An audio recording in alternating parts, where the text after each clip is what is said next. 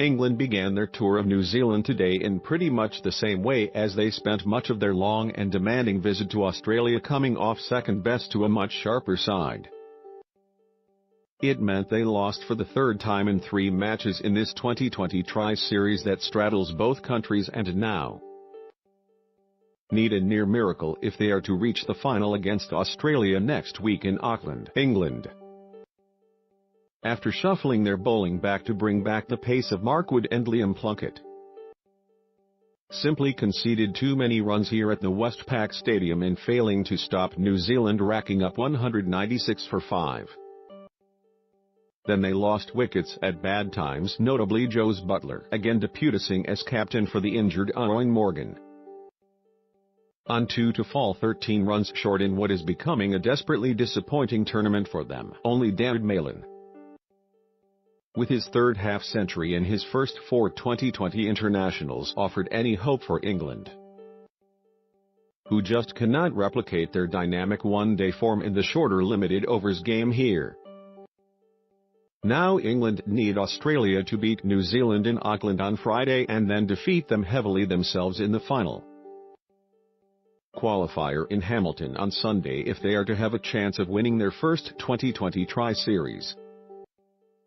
It could have been a much better night for England had Wood run out Williamson before he had scored, but he missed the stumps from no more than 5 meters after the New Zealand captain attempted a suicidal single.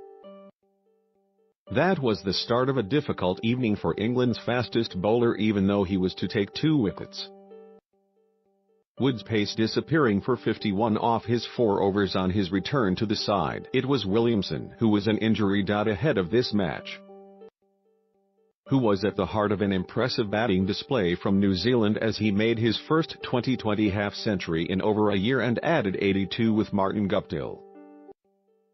The curious-looking model drop in pitch at the stadium known locally as the Cake Tin had caused consternation ahead of the match, but played perfectly well as England suffered for not taking enough pace off the ball. Williamson did provide another half-chance with a full-blooded straight drive on 37, but Adil Rashid attempted a one-handed return catch off his own bowling and could not hold on. Rashid was to have his moment when he took the wickets of Guptill and Colin de Grandham off successive balls, but there was little England could do to stop Williamson reaching 72 off 46 balls with 4 sixes. It took Chris Jordan to stop one of the best batsmen in the world in his tracks when he bowled him during a superb 18th over that cost only 3 runs, but his best moment in the field was to come when he wasn't bowling Jordan, surely the best all-round fielder in England, leapt with seemingly minimal effort to take a stunning one-handed boundary catch to send back de Grandham first ball and set an example his teammates struggled to match.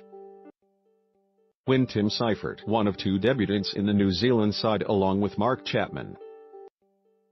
hit 2 sixes off the last over bowled by Jordan, New Zealand had given themselves an excellent chance of their first win in this tournament.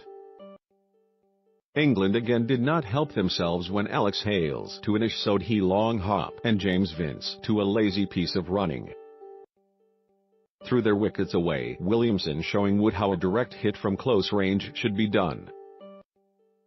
When Butler was caught on the boundary off the leg spin of Sodhi, the writing was on the wall for England and they went down swinging wildly and unproductively.